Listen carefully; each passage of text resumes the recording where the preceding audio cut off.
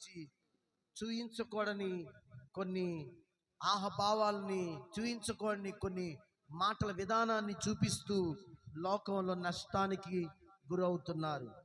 అందుకోసమే నా దేవుని ప్రియులారా, ఈరోజు ఈ మాటలు వింటున్న నీవు నేను మనందరం కూడా ఆలోచించాల్సిన ఒక ఆలోచనాత్మకమైన ఒక శక్తివంతమైన మాట ఏమిటంటే, ఇగో దేవుని కొరకు మనం సహిస్తున్నప్పుడు ఎన్నో ప్రతికూలతలు మనకి వస్తాయి.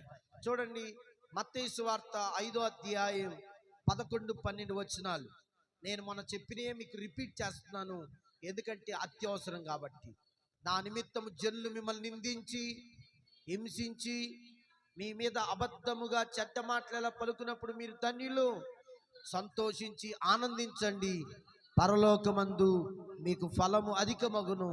ఇలాగున వారు మీకు పూర్వముండిన ప్రవక్తలను హింసించిరి. చెప్పండి, ఏం చేశారు?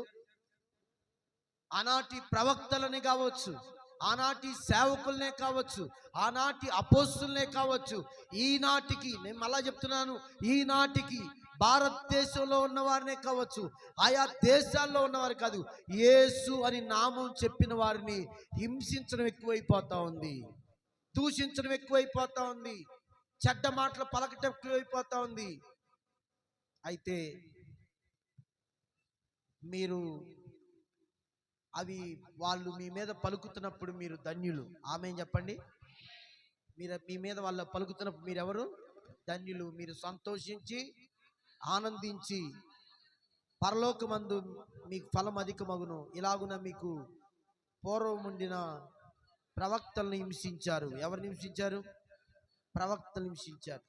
కనుక దేవుని ప్రియులారా, అయితే మనం మరి హింసలకు గురవుతామా, సమస్యలకు గురవుతామా అంటే ఖచ్చితంగా ఎక్కడొక్కడ ఏదో ఒక రకమైన పరిస్థితుల్లో దేవుని బిడ్డలైన వారిని ఈ రోజున అవమానించే వారు ఎక్కువైపోయారు. కనుక మీరేం చేయాలి? ఇప్పుడు అది లైన్లోకి వచ్చారు. ఏం చేయాలి? దేవుని నమ్మని వారు హింసిస్తారు, దేవుని నమ్మిన వారు కూడా హింసిస్తారు. అన్నిటికీ మీరేం చేయాలంటే తట్టుకొని సహనం కలిగి ఓపిక కలిగి మీ భక్తి జీవితాన్ని కొనసాగించాలి. ఆమేన్ చెప్పండి. హల్లెలూయా అనండి గట్టిగా. సహిస్తా ఉన్న స్తోత్రం చెప్పండి. కొద్దిగా సహనంగా ఉంటా ఉన్న స్తోత్రం చెప్పండి. కొంచెం బాగానే తట్టుకుంటాం లేండి అన్న స్తోత్రం చెప్పండి. చెప్పట్లే మీరు సరిగ్గా.